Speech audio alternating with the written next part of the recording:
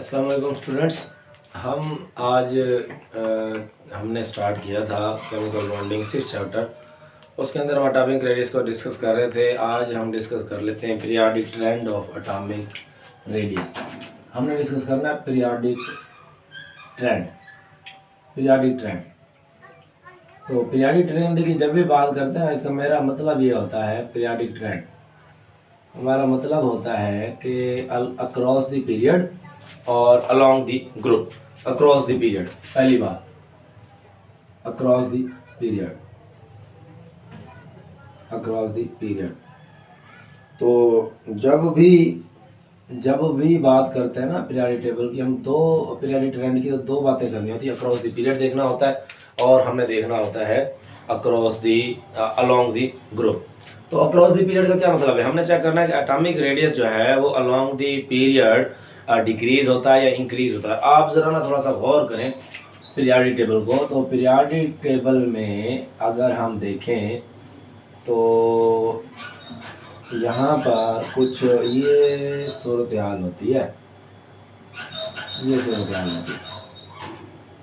यहाँ पर क्या हो रहा है कि इस तरफ है जी hydrogen, helium, lithium, beryllium, boron, carbon, nitrogen, oxygen, fluorine, neon. आप मुझे ये बताओ, जब हम लेफ्ट टू राइट जा रहे हैं, देखिए हाइड्रोजन का एटॉमिक नंबर 1, हीलियम का 2, 3, 4, 5, 6, 7। तो जब हम लेफ्ट टू राइट जा रहे हैं ना एटॉमिक नंबर बढ़ रहा है। लेकिन ऊपर से नीचे अगर आए तो lithium, sodium, potassium, rubidium, caesium, France से ऊपर से नीचे आ रहे हैं। आप देखते हैं हाइड्रोजन का जो एटॉमिक नंबर है वो 1 है। लिथियम का, hydrogen 1 electron 1 shell,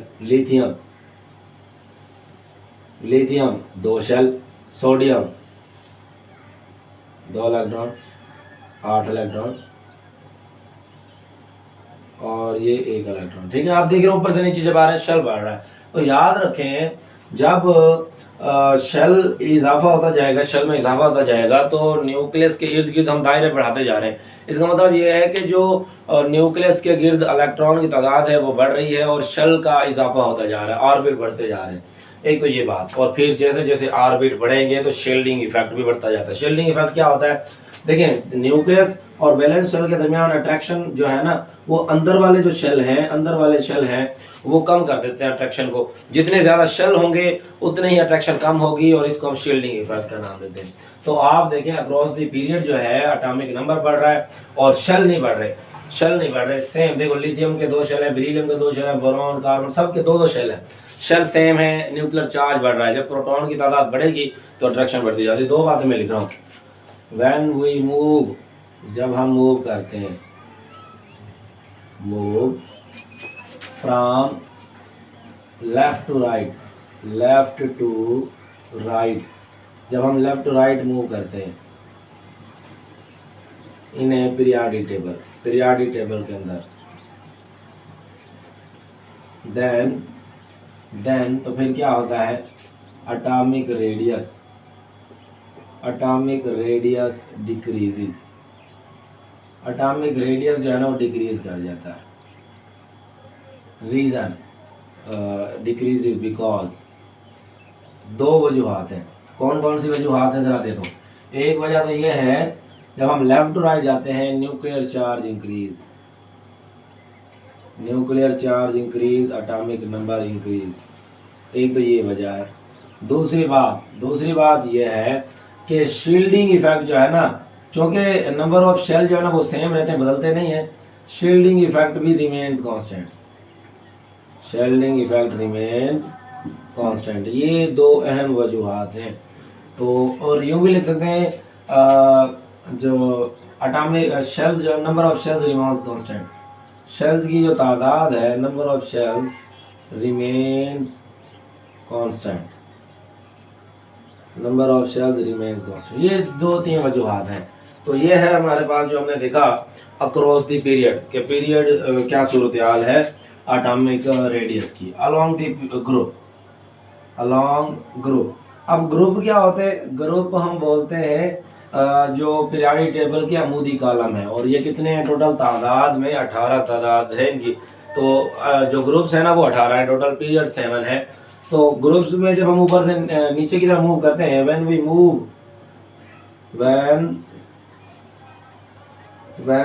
move from top to bottom, जब हम ऊपर से नीचे की तरफ आते हैं, टॉप टू बॉटम, जब हम ऊपर से नीचे की तरफ आते हैं, then atomic radius increases, atomic radius increase कर जाता, इंक्रीजेस, ठीक है। उसकी वजह क्या है? बिकॉज दो अहम वजूहात हमने लिखनी है सिर्फ। ये पेपर में सवाल आ जाता है कि भाई आप ना वजह बताएं, रीज़न क्या है, तो रीज़न आपने ये दो लिखनी है।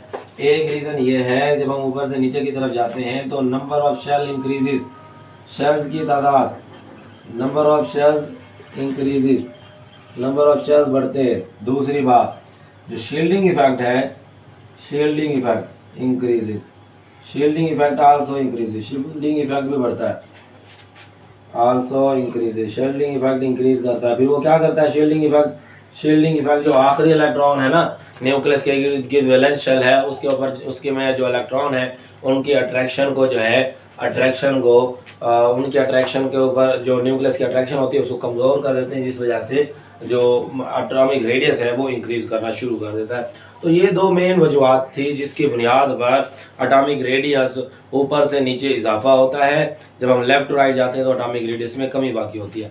इसमें अगर ये बातें आपने देखनी है ना, तो कम से कम आपको ना इनके बारे में मेन बातें पता हो कि आपका जो पीरियडिक टेबल है वो किस तरह से बना हुआ है, उसमें कितने ग्रुप्स हैं, कितनी फैमिलीज़ हैं, कितने पीरियड्स हैं, ये तमाम बातें आपको कुछ ना कुछ पता हो, ताकि ये मसाइल, अब ये जो ट्रेंड है ना, ये बहुत सारी चीज़ें हैं जैसे ionization energy, electron affinity, electronegativity, atomic radius, इन सब के ट्रेंड देखने होते हैं और तमाम के ना एक ही जैसे हैं, इनकी बातें मिलती जुलती हैं, तो रीज़न सेम है। तो ये आपको सिर्फ ये पता चल जाए कि कौन सी चीज़ किस तरफ बढ़ती है, कौन सी किस चीज़ तरफ नीचे कमी होती है या इजाफा होता है, तो आप इनको आसानी से देख सकते हैं। तो ये हमारे पास आज का हमने एटॉमिक रेडियस का ट्रेंड देखा है कि अलॉन्ग द पीरियड किस तरह है और अलॉन्ग द ग्रुप किस तरह है। तो ये तमाम बातें हो गई। इसके बाद अगली बातें मैं अब इंशाल्लाह नेक्स्ट लेक्चर में ना मैं आपको पीरियडिक टेबल के बारे में अहम बातें समझाऊंगा ताकि आपको वो कुछ याद हो जाए।